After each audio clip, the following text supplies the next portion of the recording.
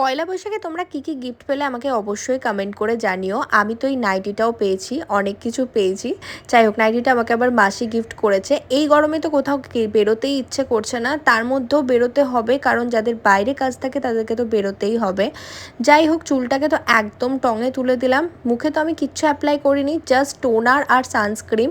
আর সানস্ক্রিম কিন্তু এখন শুধু ফেসে অ্যাপ্লাই করলে হবে না, মানে গোটা বডিতেই অ্যাপ্লাই করা উচিত। যাই হোক, আমি একটু হাতেও অ্যাপ্লাই করে নিয়েছি।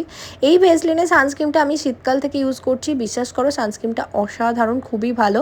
যাই হোক, ফেসের থেকে বেশি এটা বডিতেই বেশি মানে আমার মনে হয় ইউজ করা ভালো। ফেসে কিন্তু ভেসলিনের সানস্ক্রিম খুব একটা চলে না, বাট শীতকালের জন্য ঠিকই আছে। আর একটু লিপ বাম অ্যাপ্লাই করেছি, গরমকালে আমার মনে হয় এটা একদম ঠিক আছে।